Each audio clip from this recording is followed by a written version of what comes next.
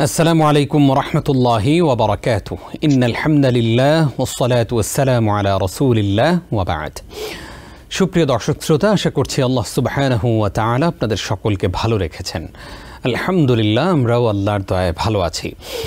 আপনাদের সকলকে আন্তরিক প্রীতি ও মোবারকবাদ জানিয়ে শুরু করছি আপনাদের প্রিয় চ্যানেল TBN24 টেলিভিশনের সাপ্তাহিক জীবন ঘনিষ্ঠ জুমা পূর্ববর্তী আলোচনা অনুষ্ঠান ইসলামী সমাধান। অনুষ্ঠানের আজকের পর্বে আপনাদেরকে স্বাগত জানাচ্ছি আমি নিজাম বিন মুহিব। প্রিয় দর্শক, আমরা প্রতি সপ্তাহে একটি গুরুত্বপূর্ণ বিষয়ে আলোচনা উপস্থাপন করি এবং আপনাদের করা প্রশ্নগুলো নিয়ে থাকি। সাথে সাথে কোরআন সুন্নাহর আলোকে আমরা প্রশ্নগুলোর জবাব দেওয়ার চেষ্টা করি। আর সেই প্রশ্নগুলোর জবাব এবং গুরুত্বপূর্ণ বিষয় আলোকপাত করবার জন্য আমরা একজন বিদগ্ধ স্কলারকে আমন্ত্রণ জানিয়ে থাকি, যিনি আমাদেরকে কোরআন সুন্নাহর আলোয় আলোকিত করে থাকেন। যথারীতি আজকেও আমরা আমন্ত্রণ জানিয়েছি আপনার আমার প্রিয় স্কলার ডক্টর মোহাম্মদ মনজুর ইলাহি হাফিজাহুল্লাহকে। আসসালামু আলাইকুম রহমতুল্লাহ। প্রিয় দর্শক, আমরা আজকে গুরুত্বপূর্ণ একটি বিষয় আলোচনা শুনবো ইনশাআল্লাহ, আর তা হচ্ছে আদ-দীনু আন-নাসিহা। অর্থাৎ আমরা খুব সহজে বলতে পারি যে কল্যাণকামিতার মানেই হচ্ছে দিন। আমরা যে মানুষের কল্যাণ কামনা করি, আমরা যেই কোনো কিছুর যখন কল্যাণ কামনা করি, সেটাই আমাদেরকে শিক্ষা দেয় আমাদের দিন, আমাদের ধর্ম। আর এই বিষয়ে কথা বলবার জন্য আমরা আমন্ত্রণ জানিয়েছি আমাদের প্রিয় স্কলার ডক্টর মনজুর ইলাহি হাফিজাহুল্লাহকে। তিনি কিছুক্ষণের মধ্যেই আমাদের সঙ্গে যুক্ত হয়ে যাবেন ইনশাআল্লাহ। প্রিয় দর্শক, আমরা মানুষের কল্যাণ কামনা করব। অনেকেই আছি, আমরা কাউকে বড় হতে দেখলে, কারো সম্মান বৃদ্ধি হতে দেখলে, অনেক সম্পদের মালিক হতে দেখলে আমরা তাকে হিংসা করি এবং তার কল্যাণ কামনা করি না। আবার কখনো কখনো আমরা এমন করি যে তাকে ছোটবেলায় আমাদের বাড়িতে তাকে খাইয়েছি, তাকে পড়িয়েছি, তার বাবা মায়ের তেমন টাকা পয়সা ছিল না, তাকেই আমরা বড় করেছি, আমাদের অনেক অবদান তার পেছনে। আজকে সে বড় হয়ে গেছে ঠিকই, অথচ আমাদেরকে স্মরণ করছে না। এইরকম আফসোসেও আমরা ভুগে থাকি। না প্রিয় দর্শক, আপনি একজন ইমানদার হলে, আপনি একজন মুমিন হলে আপনার মধ্যে সেই দ্বীনের বুঝটি অবশ্যই থাকা চাই। কারণ যেই দ্বীনের বুঝের কারণেই, যেই দ্বীন বুঝবার কারণেই আপনি মানুষের প্রতি কল্যাণ কামনা করবেন। শুধু মানুষ কেন, পশু পাখি প্রাণীদের প্রতিও আপনার কল্যাণ কামনা অবশ্যই থাকবে। আমরা কারো অকল্যাণ কামনা করতে পারি না, কারো ধ্বংস চাইতে পারি না। কেউ বিপদে পড়ুক সেটা কখনো চাই না, কেউ কোনো মামলা মোকদ্দমায় পড়ুক এমনটাও আমরা কখনো চাই না। অর্থাৎ যত ধরনের সুরক্ষার ব্যবস্থা রয়েছে একজন মানুষের জন্য, শুধু মুসলিম নয়, নন মুসলিম সকলের জন্য আমরা কল্যাণ কামনা করব। এবং আমার দ্বারা, আপনার দ্বারা কোনো মানুষ যেন কখনো কষ্টে নিপতিত না হয়, পাশাপাশি আমার আপনার কাছেই সবাই যেন নিরাপদ থাকে। প্রিয় দর্শক, এই গুরুত্বপূর্ণ বিষয়গুলো নিয়ে আলোকপাত করব আজকে। আমরা আমন্ত্রণ জানিয়েছি আমাদের প্রিয় স্কলারকে। চলুন আমরা তার সঙ্গে শুরুতেই পরিচিত হয়ে নিচ্ছি। আসসালামু আলাইকুম। ওয়ালাইকুম আসসালাম ওয়া রাহমাতুল্লাহি ওয়া বারাকাতুহু। স্যার, আপনি কেমন আছেন? আলহামদুলিল্লাহ। আপনাকে TBN24 টেলিভিশনের এই জীবন ঘনিষ্ঠ আয়োজনে স্বাগত জানাচ্ছি। আপনাকে অনেক অনেক শুকরিয়া। বারাকাল্লাহু ফিক। স্যার, আমরা একদম শুরুতেই জানতে চাই যে আমরা আজকে বিষয় রেখেছি কল্যাণ কামনার নামই হচ্ছে দিন। আপনি আমাদেরকে জানাবেন দিনের পরিচয় সম্পর্কে। আমরা অনেকেই দিন সম্পর্কে জানি না, দিনের পরিচয় ভুলতে বসেছি। আমরা মুসলিম দাবি করি, কিন্তু আসলে আমাদের ধর্মটা কি, দিনটা কি, সেটা আমরা অনেকেই বুঝতে পারি না, জানিও না। আমাদের কাছে আপনার এবারের উপস্থাপনা থাকবে দিনের পরিচয়। আলহামদুলিল্লাহ, ওয়াসসালাতু ওয়াসসালামু আলা রাসূলিল্লাহ ওয়া আলা আলিহি ওয়া আসহাবিহি ওয়া মান ওয়ালা। দিন অত্যন্ত গুরুত্বপূর্ণ একটি বিষয় সকল মানুষের জন্য এবং বিশেষ করে মুসলিমের জন্য, মুমিনের জন্য। এটি একটি আরবি শব্দ, এর আবিধানিক কিছু অর্থ রয়েছে এবং রয়েছে পারিভাষিক অর্থ। আবিধানিক অর্থ যদি আমরা একটু বিশ্লেষণ করি তাহলে কোরআনে এবং আরবি ভাষায় আমরা এর বিভিন্ন অর্থ পাই। দিনের একটা অর্থ হলো জাযা বা ফলাফল। জাযা মানে হচ্ছে প্রতিফল, যেমন বলা হয় মালিকি ইয়াউমিদ্দিন, প্রতিফল দিবসের যিনি প্রভু আল্লাহ রাব্বুল আলামিন। আবার আরবিতে আরেকটা কথাও আছে, কামা তাদিনু তুদানু, যেমন কর্ম তেমন ফল। অর্থাৎ ঠিক যেমন আপনি মানুষকে প্রতিফল দেন তেমনি প্রতিফল আপনি পাবেন। দিনের আরেকটা অর্থ হচ্ছে আল মুলক ওয়াস সুলতান, অর্থাৎ রাজত্ব এবং ক্ষমতা। যেমনটি সূরা ইউসুফের মধ্যে আল্লাহ সুবহানাহু ওয়া তাআলা বলছেন, মা কানা লিয়াখুযা আখাহু ফি দীনিল মালিক, মা কানা লিয়াখুযা আখাহু ফি দীনিল মালিক। এটা ইউসুফ আলাইহিস সালামের ব্যাপারটা বলা হচ্ছে। তিনি তো তার ভাইকে বাদশার দিন তথা বাদশার হুকুমের মধ্যে, তার রাজত্বের মধ্যে তিনি গ্রহণ করার নন। দিনের আরেকটা অর্থ হচ্ছে আত-তারিকা। কেউ কেউ এটাকে যা যা অর্থ ব্যবহার করেছেন, যেমনটি সূরাতুল কাফিরুনের মধ্যে এসেছে লাকুম দীনুকুম ওয়ালিয়া দীন, আপনার জন্য আপনার তরিকা ও পদ্ধতি অথবা মিল্লাত, আর আমার জন্য আমার দিন ও আমার পদ্ধতি। দিনের আরেকটা অর্থ হচ্ছে হুকুম বা বিধান দেওয়া কিংবা আদেশ পরিচালনা করা ইত্যাদি। যেমন আল্লাহ সুবহানাহু ওয়া তাআলা সূরা আনফালের মধ্যে বলেছেন, ওয়াকাতিলুহুম হাত্তা লা তাকুনা ফিতনাতুন ওয়া ইয়াকুনা আদ-দীনু কুল্লুহু লিল্লাহ, আর তাদের সাথে যুদ্ধ করো যতক্ষণ পর্যন্ত ফিতনা দূর না হয় এবং দিন আল্লাহর জন্য হয়ে যায়। দিন মানে হুকুম। আর দিনের অর্থ হচ্ছে কানুন বা সেই নিয়ম নীতি বিধিবিধান নীতিমালা যেগুলো আল্লাহ তাআলা পছন্দ করেছেন তার বান্দাদের জন্য। যেমনটি সূরাতুশ শূরার মধ্যে আল্লাহ তাআলা বলেছেন, শারা'a লাকুম মিনাদ দীনি মা ওয়াসসা বিহি নূহান ওয়াল্লাযী আওহাইনা ইলাইক। আল্লাহ তোমাদের জন্য সেই দিন তথা সেই কানুন ও নীতিমালা প্রণয়ন করেছেন যার নির্দেশ তিনি নূহকে দিয়েছেন এবং যা আপনার প্রতি হে রাসূল মুহাম্মদ আপনার প্রতি আমরা ওহীরূপে পাঠিয়েছি। দিনের আরেকটা অর্থ হচ্ছে তাআ, আনুগত্য, আদ-দুল, নিজেকে দিনহীন ভাবে উপস্থাপন করা, আল খুদু, বিনয়ী হওয়া। যেমন বলা হয় দানা লে ফুলানিন, তিনি তার জন্য বিনয়ী হয়েছেন। তো এখানে আল্লাহর যে জন্য বিনয়ী হওয়া সেটিকেও এখানে কিন্তু বোঝানো হয়েছে। দিনের যে শরঈ অর্থ সেটি আমরা খুব সংক্ষেপে বলছি। দিনের শরঈ অর্থ হলো মা শারা আল্লাহু সুবহানাহু ওয়া তাআলা লিইবাদিহি, আল্লাহ সুবহানাহু ওয়া তাআলা তার বান্দাদের জন্য ওহীর মারফতে যে বিষয়গুলো তিনি শরীয়ত সিদ্ধ করেছেন সেটাই হলো দিন। এই দিনের 4টা গুরুত্বপূর্ণ অংশ রয়েছে, যে 4টা গুরুত্বপূর্ণ অংশ ছাড়া দিন হবে না।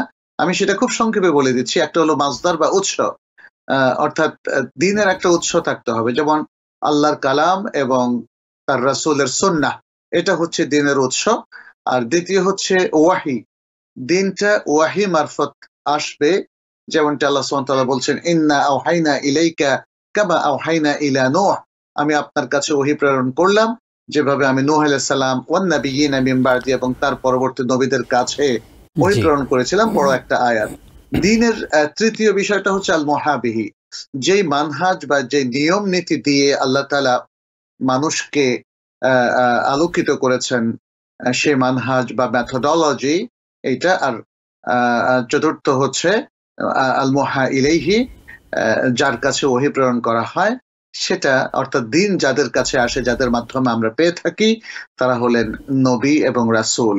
অতএব 4টা মিলেই আসলে দিনের একটা পরিচিতি আমাদের কাছে আসে এবং সেটাকে সংক্ষিপ্তভাবে বলতে গেলে এটাই যে আল্লাহ সুবহানাহু ওয়া তাআলা তার শেষ নবী মুহাম্মদ সাল্লাল্লাহু আলাইহি সাল্লামের মাধ্যমে যে ওহী নাযিল করেছেন, সেই ওহীর মাধ্যমে যে জীবন ব্যবস্থা তিনি আমাদেরকে দিয়েছেন সেটাই হলো দিন। যেমনটি তিনি বলেছেন ইন্নাদ দীনা ইনদাল্লাহিল ইসলাম, নিশ্চয় আল্লাহর কাছে দিন বা জীবন ব্যবস্থা হচ্ছে ইসলাম। ইসলাম, জি, একদম ক্লিয়ারলি বিষয়টা আমরা বুঝতে পারলাম অত্যন্ত গুরুত্ব সহকারে, এবং পাশাপাশি আপনি রেফারেন্স ভিত্তিক আপনি কথা বলেন সবসময়, আলহামদুলিল্লাহ। আমাদের এবার জানতে চাওয়া হচ্ছে যে দিনের পরিচয় তো আমরা জানলাম, কিন্তু আমাদের অনেকের মধ্যেই এই দিনের বুঝ নেই। আমরা মুসলিম দাবি করি, আমরা সব সময় মুসলিম কমিউনিটির সাথে আমরা মিলেমিশে চলার চেষ্টা করি সবার সাথেই, কিন্তু অনেকাংশেই দেখা যায় দিনের যে প্রকৃত বুঝ, যেই সমঝ আমাদের থাকার কথা সেটা আমাদের নেই। এই দিনের বুঝ আমাদের জন্য কতটা জরুরি? দিনের বুঝটা আমাদের জন্য অত্যন্ত বড় ধরনের জরুরত। বলা হয় আদ-দীনু যরুরাতুল হায়াত। দিন হচ্ছে জীবনের জন্য অত্যন্ত জরুরি একটি বিষয়। কারণ দিন ছাড়া আসলে মানুষ কখনো সত্য পথ পায় না। আর এজন্যই আল্লাহ তাআলা বলেছেন ইসলাম, তিনি যেমন ইসলামকে সকল মানুষের জন্য দিন হিসেবে নির্ধারণ করে দিয়েছেন, যেমনটি তিনি বলেছিলেন ইন্না দীনা ইনদাল্লাহিল ইসলাম। আবার বলেছেন ওয়ামান ইয়াবতাগি গায়রাল ইসলামি দীনান ফালান ইউকবালা মিনহু, আর যে ইসলাম ছাড়া অন্য কোনো দিনই ব্যবস্থা বা জীবন বিধানের কাছে যায় সেটি আল্লাহ কখনোই কবুল করবেন না, আল্লাহর কাছে কখনো গ্রহণযোগ্য হবে না। তো দিন আমাদের জন্য প্রয়োজন, কারণ আমরা নিজেদের সৃষ্টি সম্পর্কে তো অবহিত নই, এবং আল্লাহ আমাদের রব কি চাচ্ছেন সেটা আমরা নিজে নিজে জানতে পারি না। সেটা জানার জন্য আমাদেরকে আল্লাহর ওহির মুখাপেক্ষী হতে হয়, এবং আল্লাহর এই ওহির মাধ্যমেই তিনি আমাদের কি করণীয় কি বর্জনীয় সেটা বলে দিয়েছেন নবী রাসূলদের মারফত। তিনি আমাদেরকে দিয়েছেন একগুচ্ছ বিধান যা আমাদেরকে পরিপালন করতে হবে। তিনি আমাদেরকে জীবনের জন্য যা ক্ষতিকর, অহিতকর, যা মানবতার বিরোধী, মানুষের জন্য যা অকল্যাণকর, এমন সবকিছু থেকে তিনি আমাদেরকে বিরত থাকার নির্দেশ দিয়েছেন। ফলে এগুলো যদি আমরা নিজেরা যাচাই বাছাই করে নির্ধারণ করতে যাই, সেখানে আমরা ভুল করব। কারণ মানুষ সবসময় খারাপের দিকে একটা আকর্ষণ বোধ করে, সে সবসময় অন্যায় করতে চায়, সে সবসময় জুলুম করতে চায়। ফলে মানুষ তার নিজের ইচ্ছায় পরিচালিত হলে সে ভুল পথে যাবে, যেটি আমরা আজকে সারা বিশ্বে দেখতে পাচ্ছি।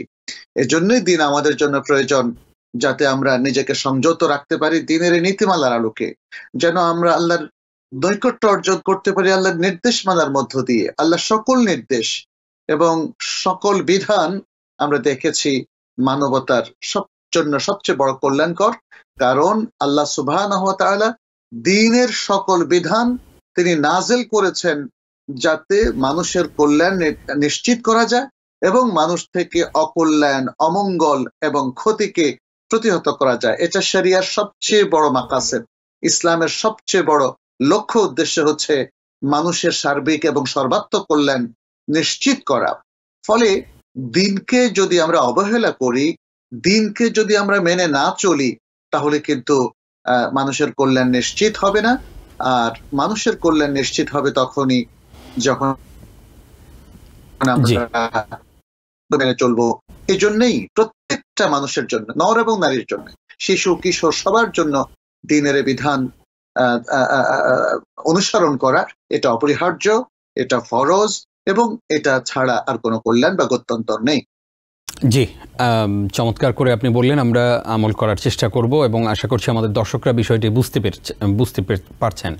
আমরা এবার জানতে চাই যে এই যে দ্বীনের মাধ্যমে বা নসিহার মাধ্যমে যে দ্বীন বা কল্যাণকামিতার মাধ্যমেই যে দ্বীন, এই বিষয়টিকে আমরা এই বিষয়টি অনেকেই খুব সহজে বুঝতে পারি না। যেমন দ্বীন আন নসিহা আপনার কাছ থেকে আমরা শুনেছি এর আগেও কয়েকবার।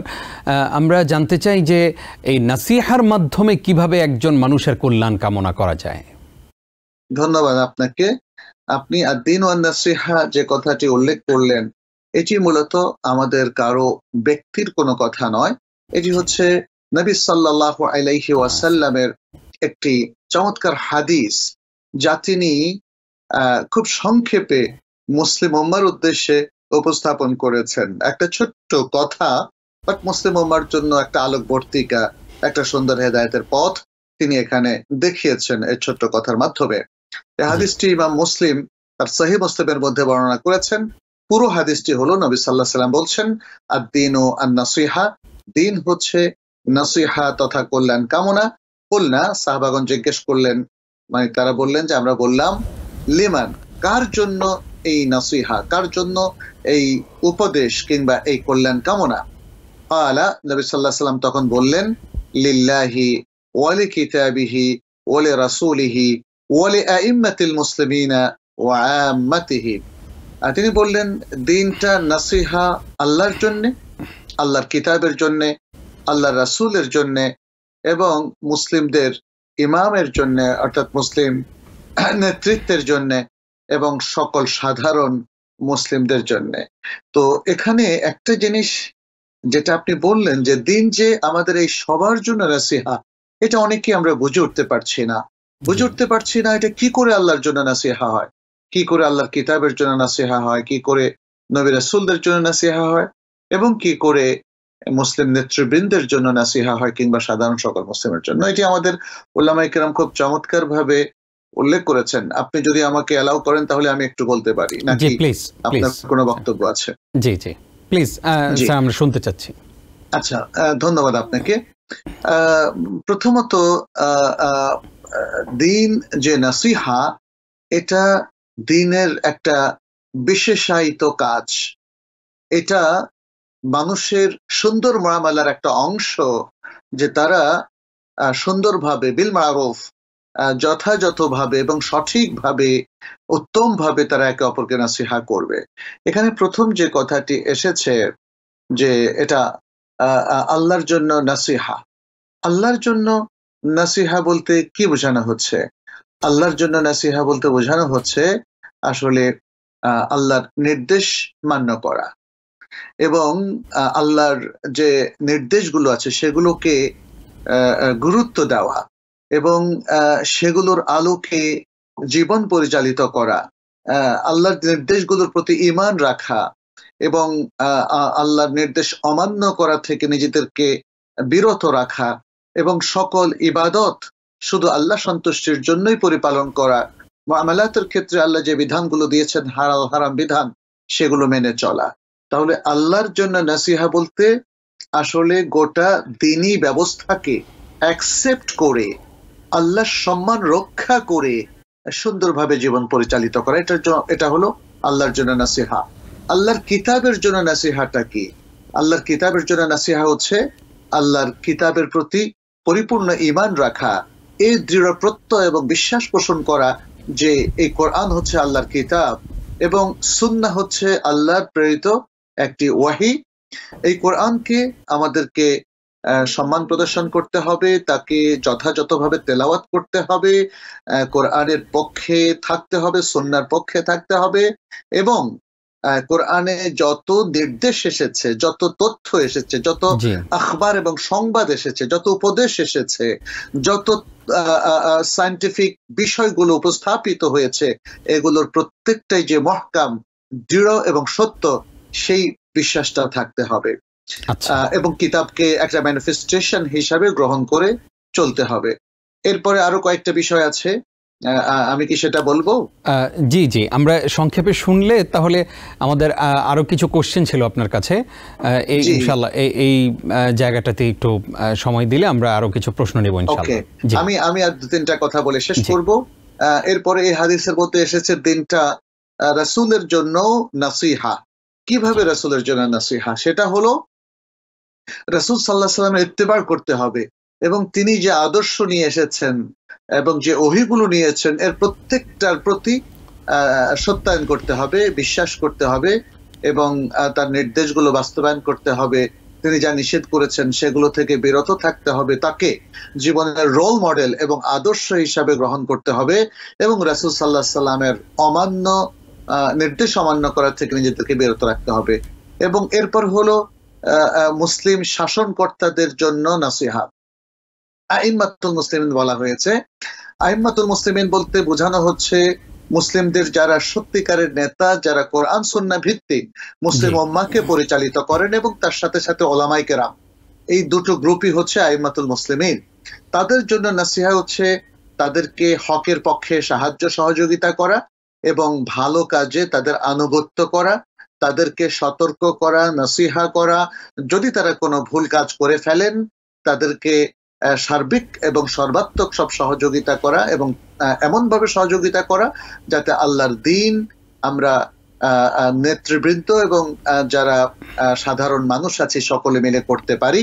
এবং সর্বশেষ বলা হয়েছে যে সাধারণ মুসলিমদের জন্য নাসিহা এটা হলো একে অপরকে সহযোগিতা করা, একে অপরকে উপদেশ দেওয়া, একে অপরের আয়না হিসাবে কাজ করা, এবং প্রত্যেক মুসলিম অপর মুসলিমের পাশে দাঁড়ানো, তাদের বিপদে আপদে সাহায্য করা, তারা ভুলে গেলে, গাফেল হলে তাদেরকে আল্লাহর দ্বীনের কথা স্মরণ করিয়ে দেওয়া, এবং তাদের থেকে ক্ষতি প্রতিহত করা, তাদের সার্বিক এবং সর্বাত্মক কল্যাণের জন্য কাজ করা, তাদেরকে আমর বিল মারুফ নাহি আনিল মুনকারের কাজে সহায়তা করা, নিজেরাও করা ইত্যাদি আরো যত ভালো কাজ আছে সেই নাসিহাটা করা। জি জি, আশা করছি আমরা উত্তর পেয়ে গেছি। স্যার, আসবো আপনার কাছে আবারও ইনশাআল্লাহ ছোট্ট একটি বিরতির পর। প্রিয় দর্শক, আপনারা দেখছেন আপনাদের প্রিয় অনুষ্ঠান TVN 24 টেলিভিশনের সাপ্তাহিক জীবন ঘনিষ্ঠ আয়োজন ইসলামী সমাধান। অনুষ্ঠানের এই পর্যায়ে ছোট্ট একটি বিরতির সময় হলো, আশা করছি আমাদের সঙ্গেই থাকবেন। আবারও স্বাগত প্রিয় দর্শক, আপনারা দেখছেন TVN 24 টেলিভিশনের সাপ্তাহিক জীবন ঘনিষ্ঠ জুমা পূর্ববর্তী অনুষ্ঠান ইসলামী সমাধান। আজকে আমরা মানুষের কল্যাণ কামনা এবং সর্বোপরি সব কিছুর কল্যাণ কামনার বিষয় ইসলাম কি বলে সে বিষয়ে আমরা জানছিলাম। আলোচনা করছেন আমার আপনার প্রিয় স্কলার ডক্টর মোহাম্মদ মনজুর ইলাহি। স্যার, আপনাকে আরও একবার স্বাগত জানাচ্ছি আমাদের এই আয়োজনে। আপনি জনসাধারণের কল্যাণ কামনার বিষয়ে আমাদের সঙ্গে শেয়ার করছিলেন আলোচনা। আমরা বাকি একটু শুনতে চাই যে আসলে জনসাধারণের কল্যাণ, যারা নেতৃবৃন্দ আছেন তারা কিভাবে জনসাধারণের কল্যাণ কামনা করতে পারেন, পাশাপাশি জনসাধারণ নেতৃবৃন্দের কল্যাণ কিভাবে কামনা করতে পারেন। ধন্যবাদ আপনাকে। আমরা আগের আলোচনায় কিছুটা এ ব্যাপারে হাইলাইট করেছি। জনসাধারণের কল্যাণ কামনায় নেতৃবৃন্দের অনেকগুলো করণীয় রয়েছে। নেতৃবৃন্দ বলতে আমরা প্রথমেই বলবো তারা হলেন উলুল আমর তথা মুসলিমদের শাসনকর্তা এবং পাশাপাশি ওলামা উদ্দিন, দিনের যারা স্কলার, যারা মানুষকে আলো দেখান। তো তাদের করণীয় হলো মানুষকে সঠিকভাবে গাইড করা। তাদের জন্য যদি তিনি শাসনকর্তা হয়ে থাকেন তাহলে মানুষের জন্য সর্বাত্মক সব ধরনের সাহায্য সহযোগিতা তৈরি করা, তার জীবন ধারণ সহজ করে ফেলা, দিনের যাবতীয় কাজ সকল মানুষ যেন পূর্ণ স্বাধীনতার সাথে করতে পারে সেটা নিশ্চিত করা। যেমনটি আমরা দেখেছি আবু বকর রাদিয়াল্লাহু তাআলা আনহুকে, তিনি তার শাসনামলে সকল মানুষের পারিতোষিক থেকে আরম্ভ করে প্রজাসাধারণের সকল ধরনের সুযোগ সুবিধা তিনি সাধ্যমতো দেওয়ার চেষ্টা করেছেন। এবং যে জিনিসটি এখানে লক্ষণীয় যে তারা মুসলিমদের খলিফা এবং শাসনকর্তা হওয়ার পরেও নিজেদের সুযোগ সুবিধার প্রতি তারা কখনো খেয়াল করেননি। তাদের খেয়াল ছিল অন্যরা কিভাবে তাদের অধিকার পাবে। নিজেরা মানুষের অধিকার সংকুচিত করে নিজেদের অধিকার সংরক্ষণের কখনোই তারা চেষ্টা করেননি। আমরা ঠিক সকল খলিফার মধ্যে আমরা সেটা দেখি।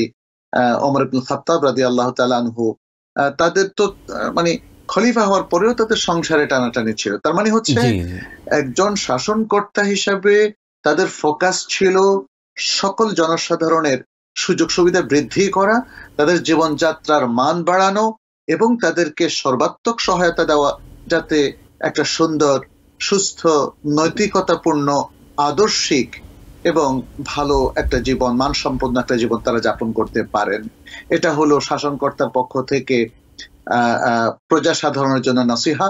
আর ওলামায়ে কেরামের নাসিহা হবে সাধারণের জন্য যে তারা যে এলেমটা তারা অর্জন করেছেন, যে এলেম দিয়ে তারা নিজেদেরকে আলোকিত করেছেন, সে এলেমটা তারা সকল মানুষের মধ্যে বিতরণ করবেন। মানুষকেও দ্বীনের বেসিক এবং জরুরি জ্ঞানটা তারা দেবেন। যত কষ্টই হোক সকল মানুষকে তিনি বা তারা এই জ্ঞানের আওতায় নিয়ে আসবেন, যাতে করে মানুষ কোরআন সুন্নাহর সত্যিকারের বিধানগুলো রপ্ত করতে পারে, জানতে পারে, বুঝতে পারে এবং আমল করতে পারে। তাহলেই তাদের পক্ষ থেকে জনসাধারণের জন্য নসিহা পূর্ণ হবে। আর জনসাধারণের পক্ষ থেকে শাসনকর্তাদের জন্য নসিহা হলো যেটা আমরা বলেছি, তাদের যে কোনো ভালো কাজে শাসনকর্তার পাশে এসে দাঁড়ানো, তাকে সাহায্য সহযোগিতা করা এবং তারা যদি ভুল করেন তখন তাদেরকে তাম্বিহ করা, সতর্ক করা, স্মরণ করিয়ে দেওয়া, যেভাবে একজন ভালো, ভদ্র, বিনয়ী মুসলিম তাদেরকে স্মরণ করিয়ে দেয়।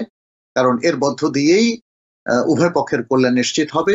আর আলেম ওলামার সাথেও আদব রক্ষা করে চলা, তাদের এলেম থেকে উপকৃত হওয়া এবং তাদেরকেও তারা হয়তো কখনো কখনো নিজেদের পক্ষ থেকে তাদের কি প্রয়োজন, কি ধরনের এলেম প্রয়োজন, কি ঘাটতি, সেগুলো জানিয়ে তাদের কাছ থেকে এলেম নিয়ে উপকৃত হওয়া। এটাই হচ্ছে নাসিহা। জি জি, আমরা উত্তর পেয়ে গেছি আলহামদুলিল্লাহ। আমরা এবার জানতে চাই যে আমাদের আশেপাশে তো অনেক অমুসলিমদের বসবাস, সেটা মুসলিম ছাড়া অনেক অমুসলিম আছেন আমাদের আশেপাশে। তো তাদের কারো সাথে আমাদের বন্ধুত্ব রয়েছে, কারো সাথে আমাদের বৈরিতা রয়েছে। আপনার কাছে আমাদের প্রশ্ন হচ্ছে যে অমুসলিমদেরও কি আমাদের কল্যাণ কামনা করতে হবে? যে সকল মুসলিম অথবা অমুসলিম আমাদের প্রতিবেশী হিসাবে বা একই দেশের মধ্যে একই জনপদে আমরা বসবাস করছি, যারা একে অপরের বিরুদ্ধে নিয়ম অনুযায়ী যুদ্ধের মধ্যে নেই। আসলে একই জনপদের মানুষ তো তারা নিজেরা যুদ্ধ করে না, একই দেশের অধিবাসী, তারা প্রত্যেকেই দেশের নাগরিক হিসাবে সহাবস্থানটা করে। এমনটি আমরা মদিনা সমাজেও দেখেছিলাম। রাসূল সাল্লাল্লাহু আলাইহি সাল্লাম এসে যখন মদিনা রাষ্ট্র তৈরি করলেন, সেখানেও কিন্তু অমুসলিমরাও ছিল, মুসলিমরাও ছিল। এবং এখনকার বর্তমান বিশ্বের বিভিন্ন দেশে যখন আমরা বসবাস করছি, যে কোনো একটা দেশে, সেখানে নাগরিকদের মধ্যেও মুসলিমও আছে এবং অমুসলিমও আছে।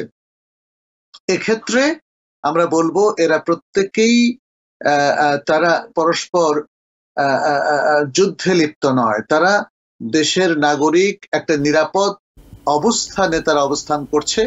ফলে একে অপরের সাথে সুন্দর আচরণ করা এবং একে অপরের সাথে ন্যায়ানুগ আচরণ করা, ন্যায়পরায়ণ মিশ্রিত তাদের বিহেভিয়ার, এইটা কিন্তু ইসলাম আমাদেরকে বলছে। আপনি স্পেসিফিকলি প্রশ্নটা করেছিলেন যে মুসলিম হিসাবে আমরা যারা মুসলিম নন তাদের সাথে কি ধরনের আচরণ করব।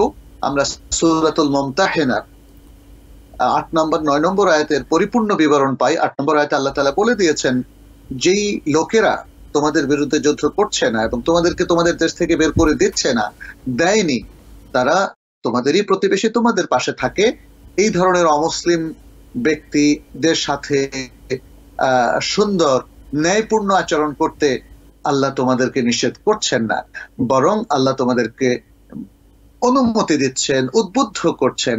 এটাই ইসলামের সৌন্দর্য, যে ইসলাম যারা অপরাধী নয়, যারা যুদ্ধ অবস্থায় নেই, এমন সকল মুসলিম এবং নন মুসলিম সবার সাথে সুন্দর সহাবস্থানের নির্দেশ দেয়।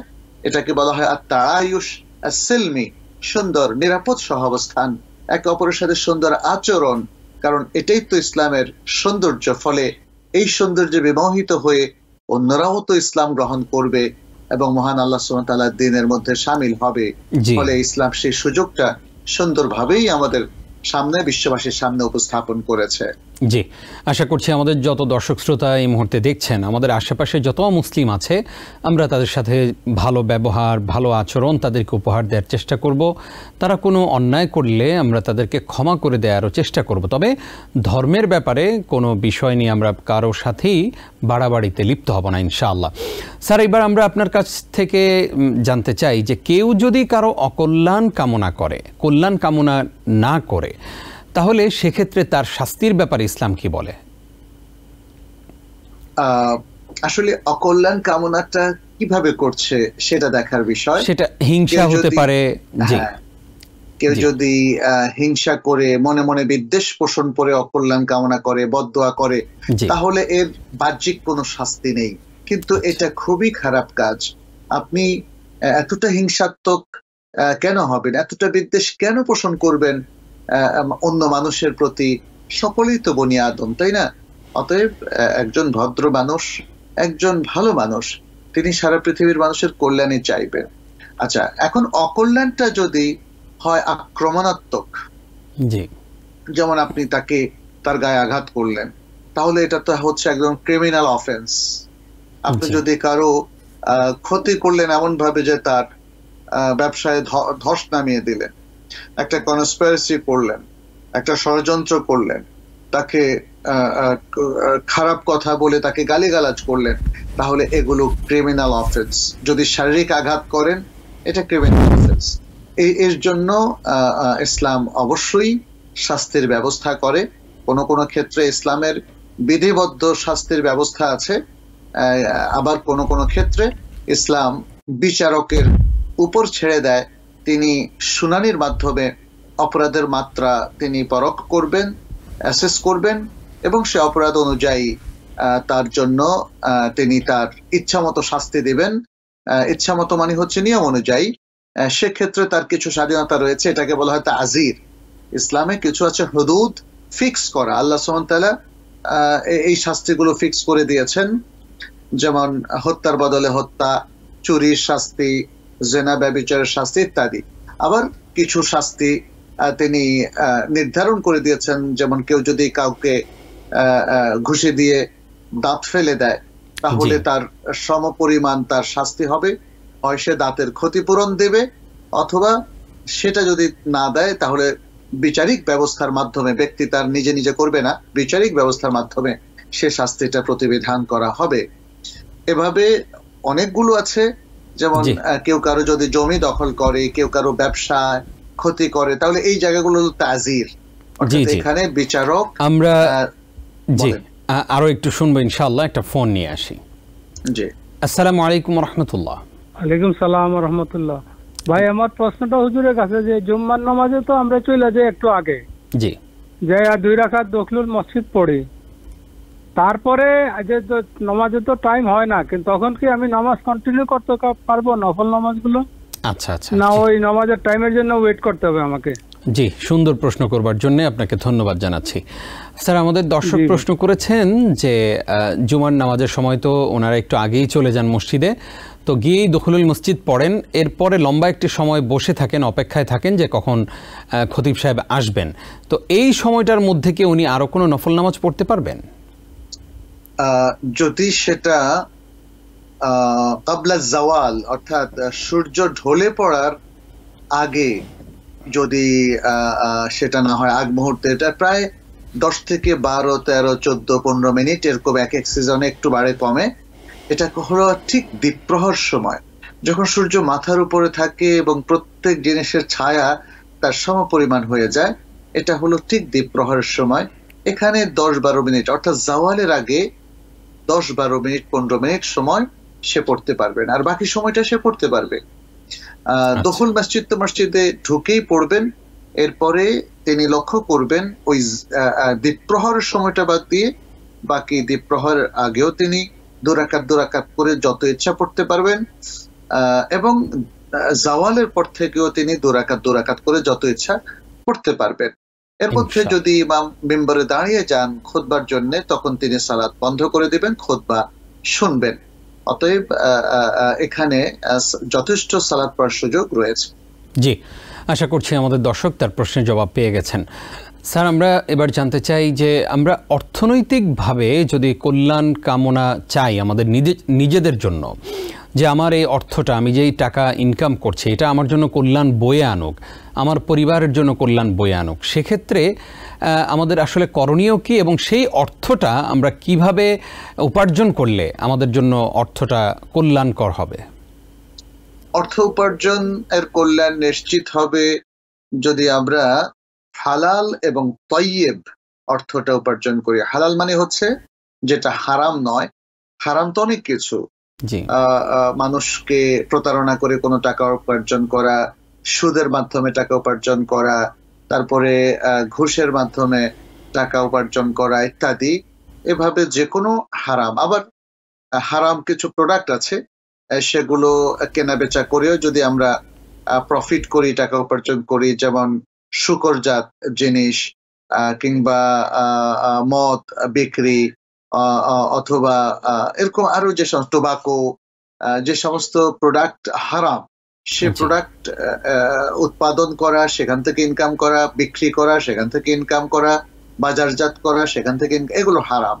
তাহলে এই হারাম থেকে আমাদেরকে বেঁচে থাকতে হবে। আর আরেকটা হচ্ছে তয়্যিব। তয়্যিবটা হচ্ছে এটা পবিত্র হতে হবে, অর্গানিক।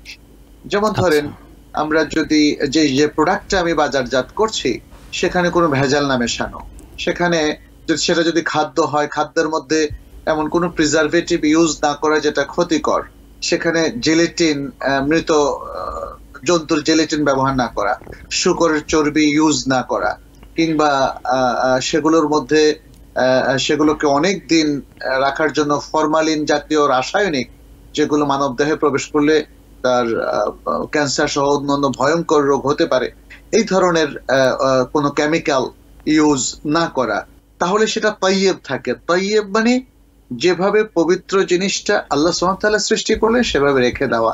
এটাকে আমরা অন্য কথা অর্গানিক ভালো ফুড বলি, যেটা শরীরের জন্য খুবই উপাদেয়। তাহলে এই দুই ধরনের জিনিস প্রডিউস করা, বাজারজাত করা, কেনা বেচা করা, এর মধ্য দিয়ে যে লেনদেন হয় তাতে আমরা যে টাকা উপার্জন করে থাকি সেটা আমাদের জন্য কল্যাণকর। তারপরে সার্ভিসের ক্ষেত্রে আমরা বলবো আমানতদারির সাথে আমরা যদি আমাদের সার্ভিসটা আদায় করি, আমাদের যে খেদমত, যে সেবাটা আমরা দিচ্ছি, যে চাকরিটা আমরা করছি, সেটা যদি সুন্দরভাবে নিয়মতান্ত্রিক ভাবে কাউকে ধোঁকা না দিয়ে, প্রতারণা না করে, চিট না করে, আমানতদারির সাথে আমরা করি, খেয়ানত না করে আমরা করি, তাহলে আমাদের এই সকল অর্থনৈতিক কর্মকাণ্ড খুবই ভালোভাবে, প্রবলভাবে কল্যাণজনক হবে। সমাজে এই জিনিসগুলো সমাজের অর্থনৈতিক উন্নয়নের চাকা খুব দ্রুত ঊর্ধ্বমুখী করে দেবে এবং সকল মানুষ উপকৃত হবে। কারণ আমি যদি প্রতারণা না করি তাহলে কেউ তো প্রতারিত হবে না, অন্যরা যদি প্রতারণা না করে দিলে আমিও তো প্রতারিত হব না। আমি যদি আমার অফিসের কাজটা সুন্দর মতো করি তাহলে এই অফিসটা অনেক ভালো করবে, তাই না? অতএব ইসলামিক এই অর্থনৈতিক কর্মকাণ্ড যে নিয়ম নীতিগুলো দেওয়া হয়েছে সে আলোকে যদি আমরা অর্থনৈতিক কর্মকাণ্ড পরিচালনা করি তাহলে প্রত্যেক মানুষ, প্রত্যেক পরিবার, প্রত্যেক সমাজ, প্রত্যেক রাষ্ট্র এবং মানবতা উপকৃত হবে ইনশাআল্লাহ। স্যার, এখানে একটি প্রশ্ন থেকেই যায়, আমাদের কাছে অনেকেই জানতে চান, যেহেতু আমাদের বাংলাদেশি ভাই বোনরা অনেকে প্রবাসী আছেন এবং আমেরিকায় আছেন, কানাডায় আছেন, পৃথিবীর প্রায় সকল দেশে আছেন, তো কারো কারো প্রশ্ন এমন থাকে যে আমি নিজে হারাম খাই না, যেমন আমি মদ খাই না, আমি সিগারেট খাই না, কিন্তু আমি চাকরি করি কোনো একটা বারে, অথবা আমাকে সিগারেট বিক্রি করতে হয়। আগে এই প্রোডাক্টটা ছিল না, এখন নতুন আমার বস যিনি আছেন তিনি প্রোডাক্টটা এখানে এনেছেন, এগুলো আমাকে বাধ্য হয়ে বিক্রি করতে হয়। এই মুহূর্তে আমার অন্য কোথাও চাকরি করারও সুযোগ নাই। সেক্ষেত্রে কি আমি কোনো মদের বারে অথবা এই যে সিগারেট বা হারাম পণ্য যেখানে বিক্রি হয় সেই পণ্যগুলিকে বিক্রি করতে পারবো? এই অর্থ কি আমার জীবনে কল্যাণ বয়ে আনবে? এটা বিক্রি করার কোনো অনুমতি নেই। মদের বারে, নাইট ক্লাবে কিংবা যেখানে হয়তো গ্যাস স্টেশন মদ বিক্রি হয়, অ্যালকোহল বিক্রি হয়, সেখানে চাকরি করা যাবে না। কিংবা সিগারেট বিক্রি হয়, টোবাকো বিক্রি হয়, কিংবা যেখানে মাদক দ্রব্য বিক্রি হয়, কোকেন কিংবা ইয়াবা বা এই জাতীয় জিনিসগুলো কেনা বেচার সাথে কোনো ধরনের ন্যূনতম সম্পর্ক রাখা ইসলাম কখনো অ্যালাউ করে না। তার মানে হচ্ছে কি? তার মানে হলো এই কার্যক্রম থেকে যদি কেউ কোনো টাকা ইনকাম করে থাকেন তাহলে সেটা তার জন্য স্পষ্ট সারাসার হারাম বলে গণ্য হবে। খুবই সতর্ক এবং অ্যালার্মিং একটি বিষয়। আশা করছি আমাদের দর্শকরা এই বিষয়গুলোতে সতর্ক থাকবেন।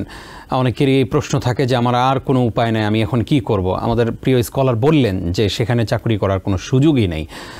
আল্লাহ তাআলা আমাদেরকে হেফাজত করুন, আমিন। স্যার, আমরা অনুষ্ঠান শেষ করব।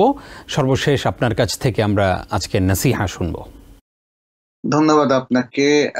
নসিহা নিয়ে তো আমরা পুরো আলোচনাটাই উপস্থাপন করলাম। আপনিও অনেক সুন্দর সুন্দর কথা বলেছেন, প্রশ্ন করেছেন। আবার পরিশেষে কথা হলো এই যে উপদেশ, এটাকে আরবিতে নসিহা বলা হয়, আবার নসিহা মানে কল্যাণ কামনা। অতএব আসুন, আমাদের ইসলাম যেহেতু সুন্দর, আমাদের কোরআন যেহেতু আমাদেরকে ভালো কাজে নির্দেশ দিচ্ছে এবং আমাদের রাসূল সাল্লাল্লাহু আলাইহি ওয়াসাল্লাম সেটা বাস্তবায়ন করে দেখিয়েছেন, আসুন সে আদর্শটাকে আমরা রিভাইভ করি এবং আমরা আমাদের জীবনের প্রত্যেকটা ক্ষেত্রে কল্যাণকর কাজে নিজেরা লিপ্ত থাকি, মানুষের কল্যাণের জন্য সর্বাত্মক চেষ্টা করে যাই সারা বিশ্বকে। আসুন আমরা দেখিয়ে দেই যে যে কথাটি আল্লাহ সুবহানাহু ওয়া তাআলা বলেছেন, কুনতুম খায়রা উম্মাতিন উখরিজাত লিন-নাস তা'মুরুনা বিল মা'রুফি ওয়া তানহাউনা আনিল মুনকারি ওয়া তু'মিনুনা বিল্লাহ। তোমরাই উত্তম জাতি, যাদেরকে মানুষের কল্যাণের জন্য সৃষ্টি করা হয়েছে। তোমরা ভালো কাজের নির্দেশ দেবে, অসৎ এবং অন্যায় কাজ থেকে নিষেধ করবে এবং আল্লাহর উপর ঈমান রাখবে। আসুন আমরা এই আয়াতটিকে বাস্তবায়ন করি, আমি আশা করি তাহলে আমাদের জীবনটা সুন্দর হবে, সার্থক হবে এবং সারা বিশ্ব উপকৃত হবে ইনশাআল্লাহ। ইনশাআল্লাহ, আমরাও সেই প্রত্যাশা করছি। জাযাকাল্লাহ খাইর স্যার, আপনি আমাদেরকে সময় দিয়েছেন আজকেও, সেজন্য TBN 24 এর পক্ষ থেকে আপনাকে ধন্যবাদ জানাচ্ছি। আপনাকে অনেক অনেক শুকরিয়া। বারাকাল্লাহু ফিক।